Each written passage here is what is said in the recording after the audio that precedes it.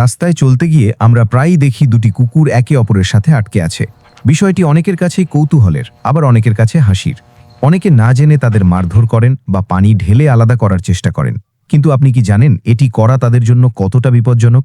আজকের ভিডিওতে আমরা জানব কুকুর মিলনের সময় কেন আটকে যায়, এর বৈজ্ঞানিক ব্যাখ্যা কি, এবং এই অবস্থায় আমাদের কি করা উচিত। বিজ্ঞানের ভাষায় এই ঘটনাকে বলা হয় কপিউলেটরি টাই, বা সহজ কথায় লক হয়ে যাওয়া। এটি বোঝার জন্য আমাদের পুরুষ কুকুরের অ্যানাটমি দেখতে হবে। তাদের প্রজনন অঙ্গের গোড়ায় বালবাস গ্ল্যান্ডিস নামে একটি বিশেষ অংশ থাকে। স্বাভাবিক অবস্থায় বালবাস গ্ল্যান্ডিসটি ছোট এবং শিথিল থাকে, তখন বাইরে থেকে কিছু বোঝা যায় না। মিলনের প্রথম ধাপে পুরুষ কুকুর স্ত্রী কুকুরের উপর অবস্থান নেয়। এই সময়ে সবকিছু স্বাভাবিক থাকে, কিন্তু যখনই বীর্যপাত বা ইজ্যাকুলেশন শুরু হবার সময় হয়, তখন হঠাৎ করে প্রচুর রক্ত ওই বালবাস গ্ল্যান্ডিসে প্রবেশ করে। রক্তের চাপে এই অংশটি ফুলে গিয়ে একটি শক্ত বল বা টেনিস বলের আকার ধারণ করে।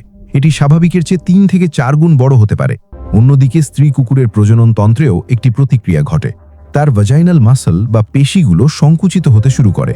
পুরুষের ফুলে যাওয়া বল এবং স্ত্রীর পেশির এই সংকোচন, এই দুইয়ে মিলে একটি শক্তিশালী লক বা গিন্ট তৈরি হয়। কিন্তু প্রকৃতি কেন এমন অদ্ভুত নিয়ম তৈরি করল? এর পেছনে রয়েছে বংশবৃদ্ধির এক সুগভীর বৈজ্ঞানিক কারণ।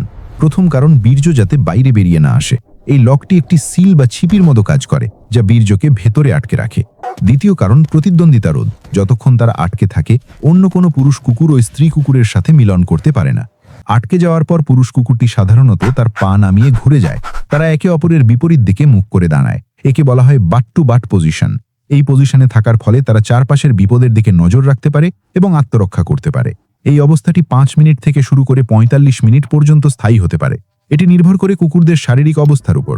অনেকে ভাবেন কাজ শেষ, কিন্তু আসলে এই লক থাকা অবস্থায় ফোঁটায় ফোঁটায় বীর্য জরায়ুর গভীরে পৌঁছতে থাকে।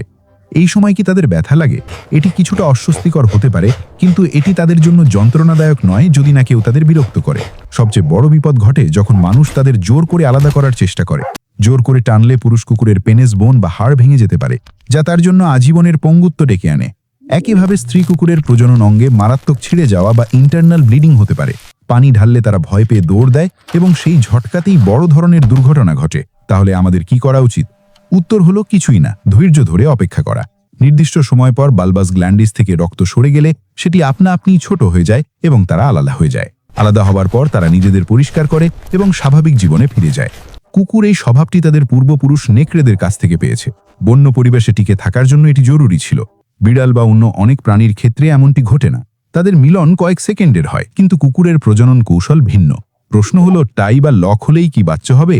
সব সময় নয়, তবে সম্ভাবনা 99% বেড়ে যায়। আবার লক না হলেও বাচ্চা হতে পারে, যাকে স্লিপ নেটিং বলা হয়, কারণ বীর্যপাতের প্রথম অংশ লক হওয়ার আগেই ঘটে। যারা প্রফেশনালি কুকুর পালন করেন তারা এই সময় কুকুরদের শান্ত রাখেন, যাতে তারা নড়াচড়া করে ব্যথা না পায়। এই অবস্থায় কুকুররা খুব সংবেদনশীল ও ডিফেন্সিভ থাকে, তাই কাছে গেলে তারা কামড় দিতে পারে, সাবধান। আমাদের সমাজে অনেকেই বিষয়টি না বুঝে কুকুরদের অত্যাচার করেন। এটি নিষ্ঠুরতা এবং অজ্ঞতা। প্রাণী জগতের প্রতিটি আচরণের পেছনেই বিজ্ঞান আছে। অশ্লীলতা বা হাসাহাসির কিছু নেই এখানে।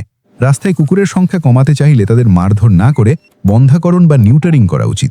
তাহলে আমরা শিখলাম, বালবাস গ্ল্যান্ডিস ফুলে ওঠার কারণে এই লক হয়। এটি একটি সম্পূর্ণ প্রাকৃতিক প্রক্রিয়া, যা বংশবৃদ্ধি নিশ্চিত করে, এবং ভুলেও কখনো তাদের জোর করে আলাদা করা উচিত নয়।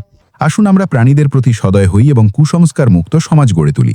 তথ্যগুলো নতুন জানলে ভিডিওতে একটি লাইক দিন এবং বন্ধুদের সাথে শেয়ার করেই সচেতনতা ছড়িয়ে দিন। প্রাণী জগতের এমন অজানা রহস্য জানতে আমাদের চ্যানেলটি সাবস্ক্রাইব করুন। দেখা হবে আগামী ভিডিওতে। ভালো থাকুন। ধন্যবাদ।